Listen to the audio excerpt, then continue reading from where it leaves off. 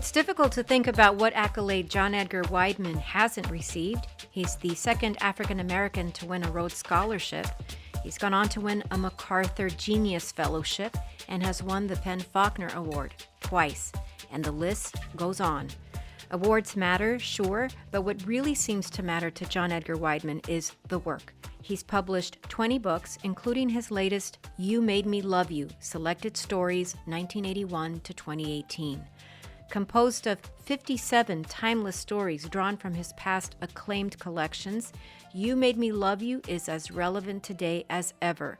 The stories show us about African American culture and life, but also about what defines us all and what can draw us closer together.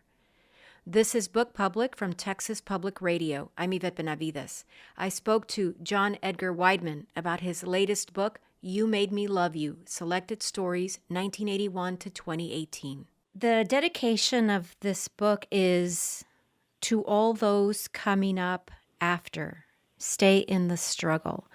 And that idea rather sets the tone for me in terms of the collection. I mean, this is a very comprehensive but also very varied collection of stories spanning some 37 years.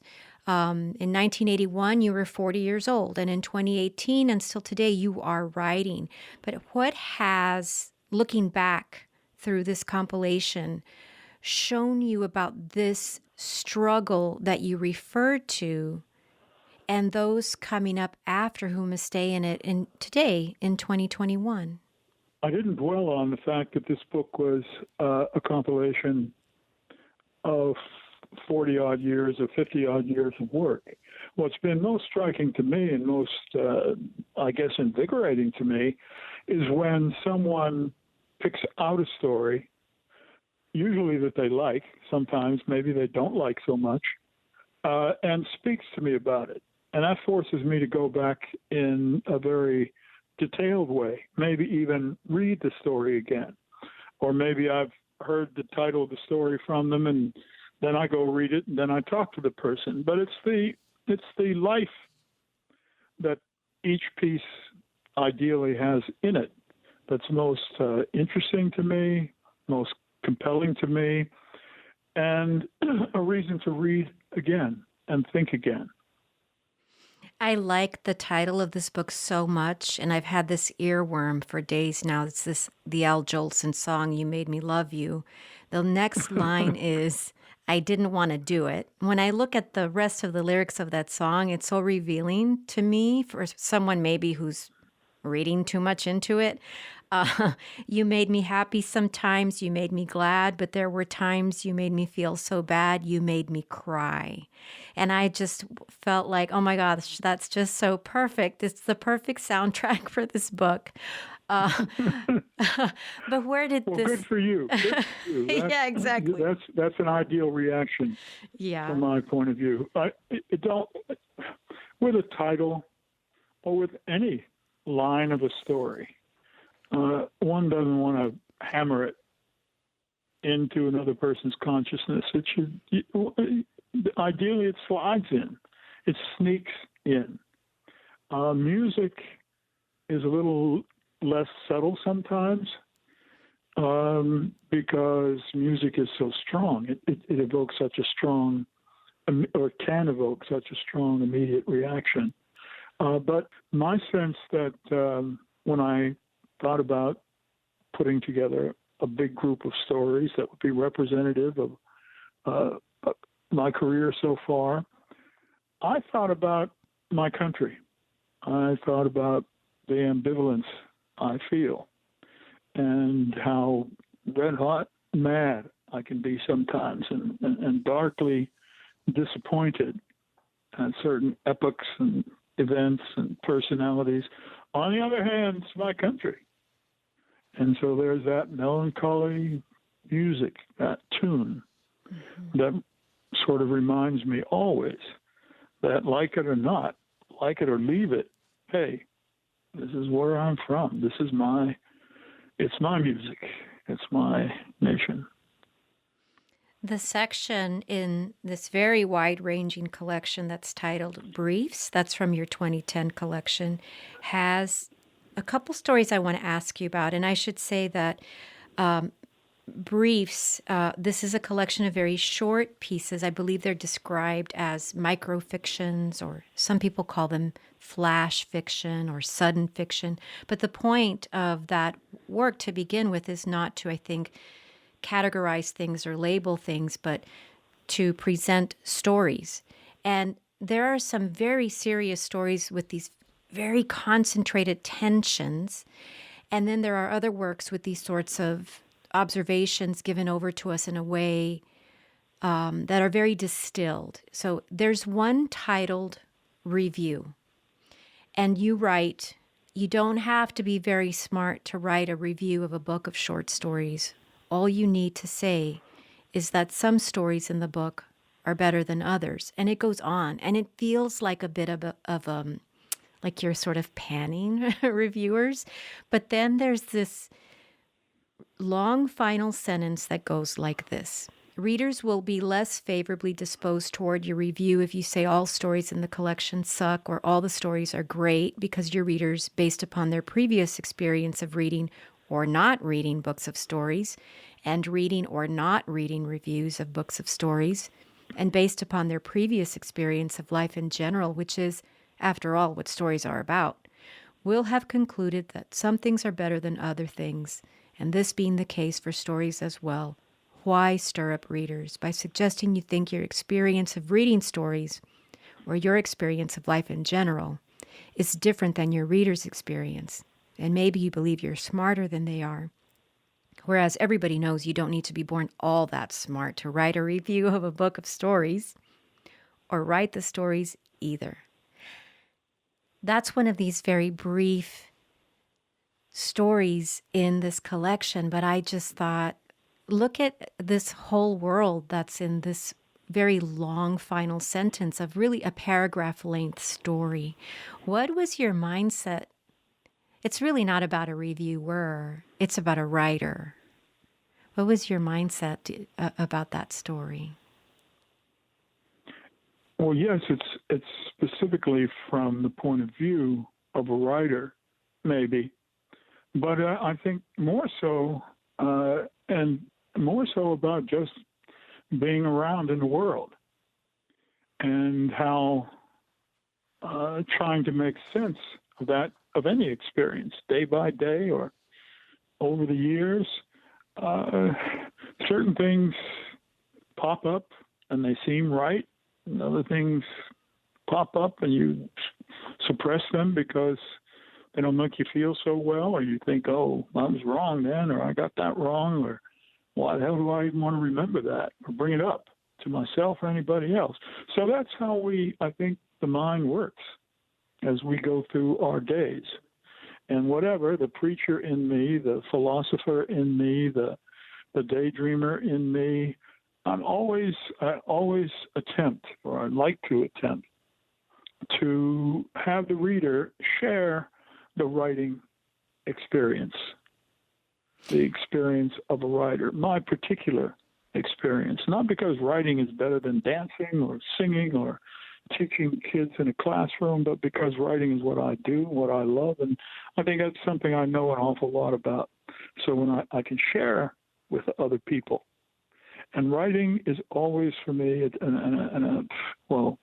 it's always for me a window, and I peer through it, and then I peer around at what I see under it, and I want folks who pick up my stories to have that sort of experience. And so sometimes I talk about exactly what that experience is like for me. You do so in another story called Now You See It, where you write, you come to a space on the page and can't read farther because in this space resides everything the writer does not know, pretends to know, cannot know, the face of God, for instance, the emptiness and fullness of time, perfect silence, voices of the dead returning, all crammed, clamoring into this white space between two words or space dividing block of print on a page. And it goes on. And your narrator takes us on a journey in this one sentence this remarkable story, one sentence about this writer, as you say. And of course, not just about the writer, as you say, and not just about writing. I feel like these briefs, these stories in the part of the collection from Briefs, are emblematic of many other things that you do with writing stories that may not be in that classic mode we're used to because of an imprint that's established early on in our reading lives, like in a high school English class where we're used to a certain conventional way of receiving a short story, say. But you do something that's different. And I think this silence that this story brings up is very important in your work. Many of your subjects are silent, but also because in silence is where we find reflection and introspection anyway. But how do you consider this idea of silence in 2021? I mean, I can't help but think of today of virtual schooling and how there might be yet more untapped silences we can't even begin to fathom, but that we know hold so much strife and so much confusion, but also so many loud elements that we need to pay attention to. I mean, silence is really heavy in your stories. So I keep thinking about, as I've reread this book and reread your stories that I've encountered over the years and had them right before me in one place, the power of silence and in so many different ways in your book. How do you consider it? Well, probably somewhere in the book in one of those stories, I think I recall citing something I learned about Native American culture.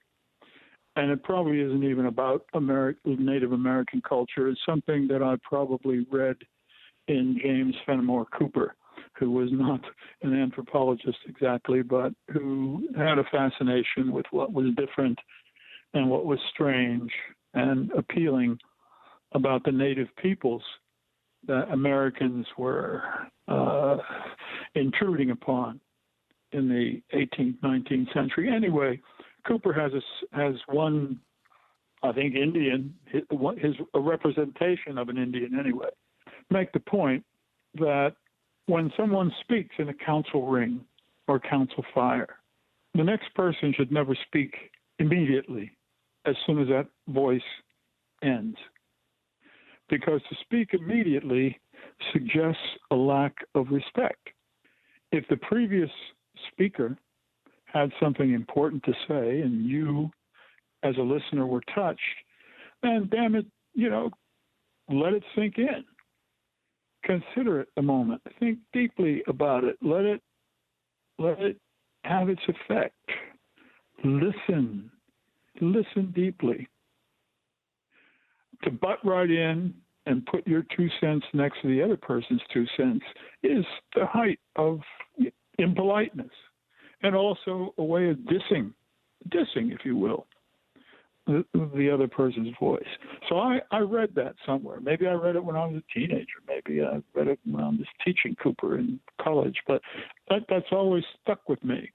Not because it seems some information completely new, but because this alleged practice among alleged Native Americans rang true. It made sense to me. And I realized that part of what I had learned growing up as an African-American kid, in African-American communities and rooms full of people who were telling stories, is that you give a certain deference, young people, everybody, to other speakers. You don't just jump right in, particularly when it's a younger to an elder situation. You sit there a minute, you listen. And of course, in the church that I went to as a child, the preacher spoke for a very long time, and there were choreographed places where the congregation could enter.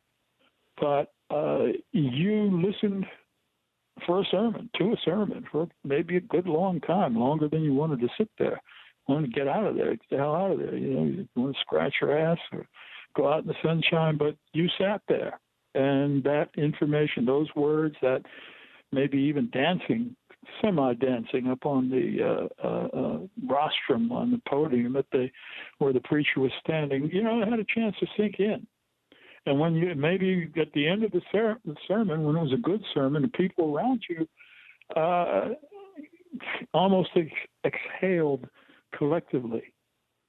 And then it was time for the choir to sing, for the other preacher to chime in with a prayer, et cetera, et cetera.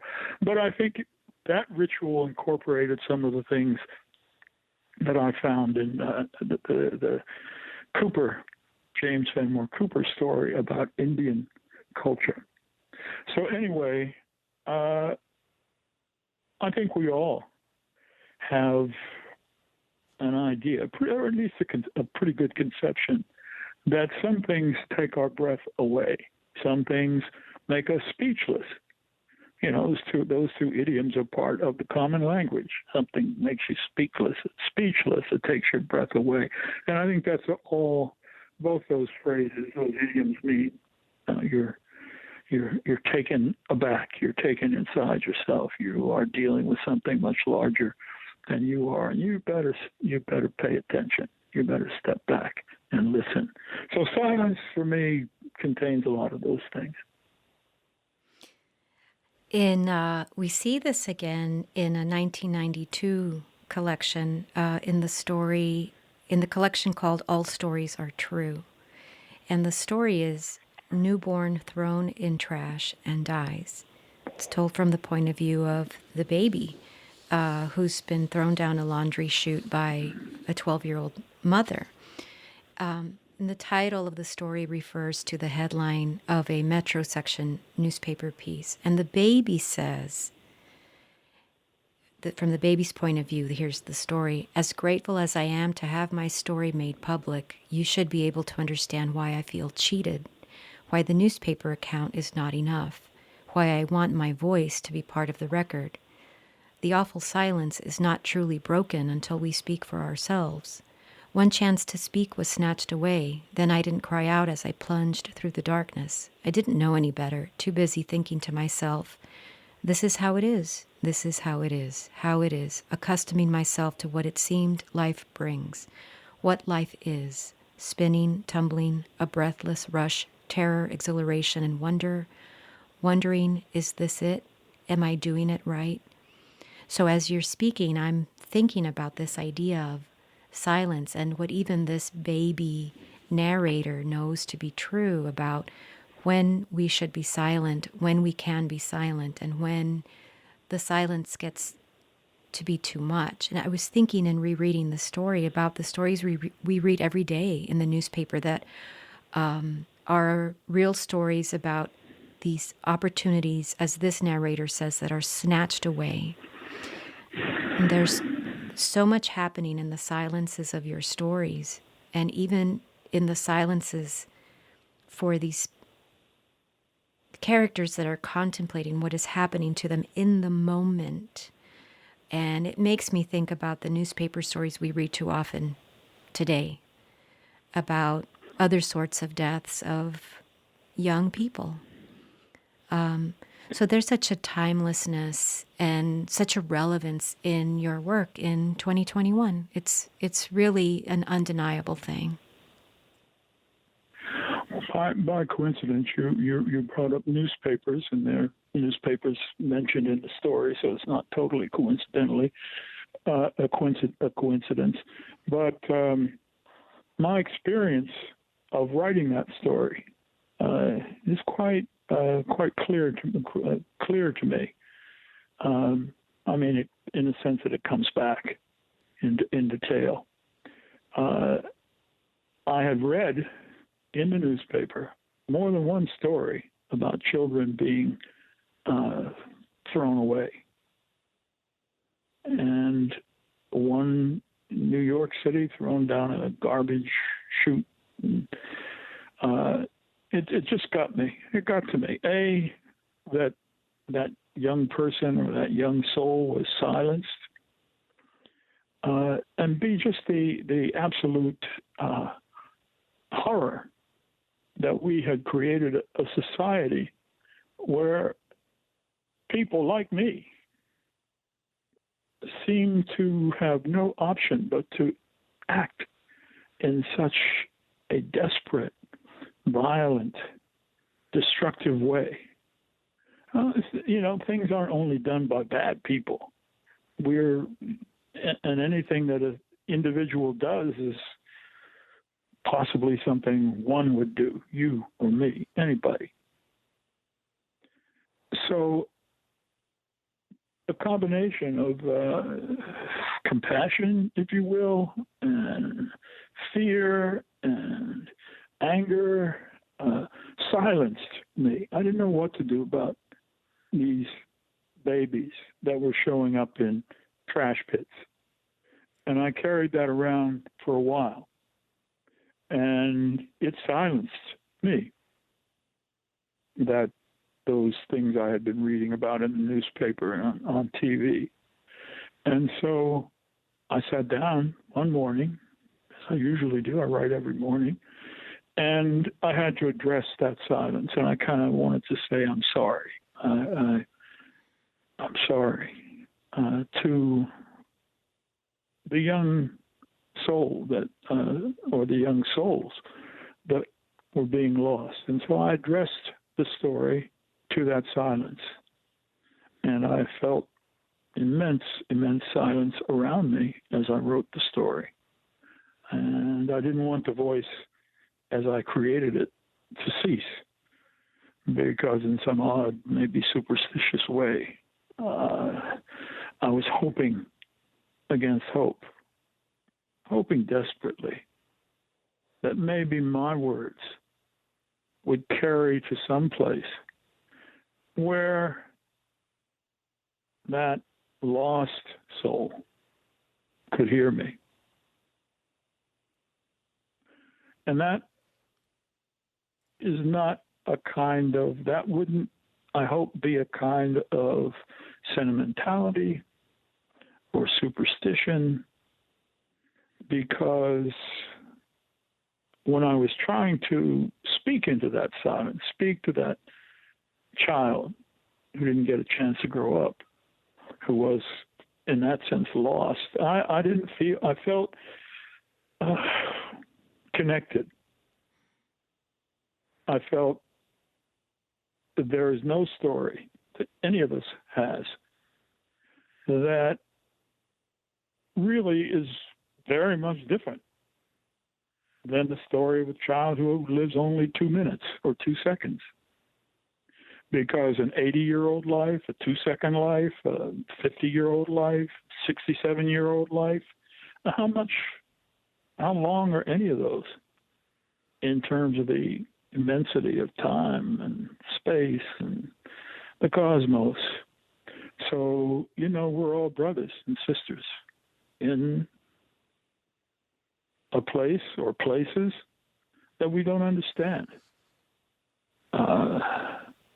So, hey, I was talking to a brother, a sister, a mother, a father, the ancestors, when I was asking and trying to tell what it felt like to speak to this person who had been thrown in the trash to die. I feel like the same question goes right into your expansive research and your writing about the criminal justice system, incarceration of Black men, and how recent events, even predating 2018 or 1992, come into play in your writing, where, as we saw last summer, almost a whole year ago now, in the wake of the murder of George Floyd, that people were not silent. The baby in the story says, "In my opinion, my death will serve no purpose." And that must be a terrible thing to think about as you are breathing your last. And then I think about the protests where people were not silenced in the name of someone who may have had the same thought that this baby had. And we watch this playing out on the television, the ways in which these protesters were not silenced. I mean, in spite of some best efforts, their voices still rang out in those dark nights, night after night. So to me, it seems like something very timeless and very important to be thinking about, speaking for a marginalized voice. I mean, this is as marginalized as one can be, perhaps, a baby that only gets to live a couple of minutes. There's something in this same story that I was just reading it again in 2021. I was just stopped in my tracks. The baby is referring to these floors, going down each of the floors of the laundry chute, and says that there's a presidente of the floors, and says el presidente often performs on TV. We can watch him jog, golf, fish, travel, lie, preen, and mutilate the language. But these activities are not his job.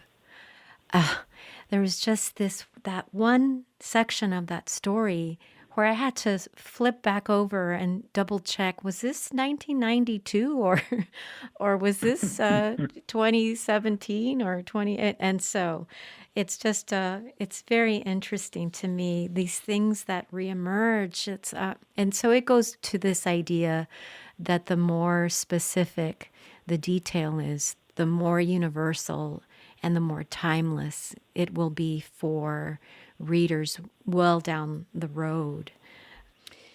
In your work, like the stories from the collection American Histories from 2018, your characters are Frederick Douglass or John Brown.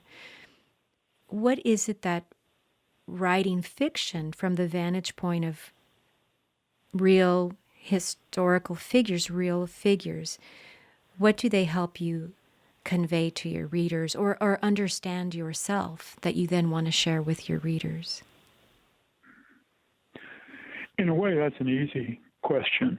I read a lot, and I've always been the kind of reader who gets off, who believes what he reads, and kind of lives what he reads. When I was very, very young, it was, like, hey, I can fly. If I'm reading reading a Superman comic book, I'm flying, man. I can get out of this small house. I can. I got my brothers and sisters I love them, but boy, I wish they'd shut up sometime and not bug me. And so I'm reading a book, and I have a free pass somewhere else. And different world, not home. Homewood was okay, and that was my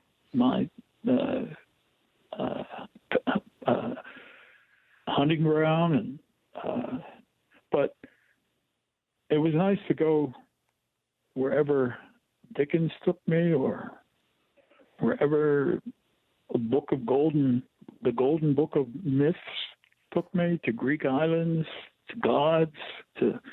So I've always been the kind of reader for whom imaginative worlds that other folks inhabit and write about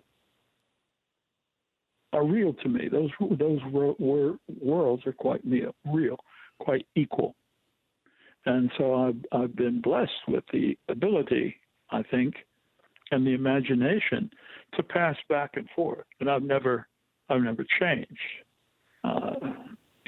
In a real bad day, I might want to drink, but I also am grateful if I have a good book I'm reading, a good story I'm reading. And that hasn't changed. It hasn't changed in a lifetime. When you look back on a book like this, like You Made Me Love You, and you consider the new generation of readers, I know that you have a new generation of readers who will pick up this book, who maybe have never read a story by John Edgar Wideman. For those young readers just coming up, just themselves getting lost in these books, what's something you really want them to understand about reading your book in particular? Ideally, that they could write a book or write a story. And even if they don't write one, while they're reading one, they're making up one. And that's a power. That's a power. Reading for me is something that exists midway between writer and reader. And to have young folk who pick up my new book and find out that there's a meeting ground in there. They can become acquainted or encounter someone they don't know, never maybe heard of before. That's great. That's what art is about. We can travel, space travel, time travel, all that great stuff that supposedly only happens in cartoons, maybe, or in sci-fi. But we can do that. You can do it sitting on your behind in your room, even on the beach, or on a park bench. And isn't that a wonder? So in that sense, if it happens, if a younger person experiences that reading, You Made Me a Story and You Made Me Love You, maybe they become a fan, not simply of Wideman, but of, the act of reading. That's what I would like to have my work sell. The experience, the act of reading, the art that goes into it, the art that, if you're a careful reader, you can extrapolate from it and perhaps imitate and admire and finally maybe even try to emulate. That's all that's good. All that's good stuff. Professor Wideman, thank you so much for talking to me today. I really appreciate it. Well, you sound as if you are a very good reader, a great reader. And thank goodness for you and others like you. Oh, and peace. Peace to you. I'm so honored and so thrilled to get to talk to you. Thank you so much. My pleasure. John Edgar Wideman is the author of You Made Me Love You, Selected Stories, 1981 to 2018. This has been Book Public from Texas Public Radio. Write to us at bookpublic@tpr.org. Jacob Rosati composed our theme music. Kathleen Frieden is our digital producer. Dan Katz is Texas Public Radio's news director. I'm Yvette Benavides.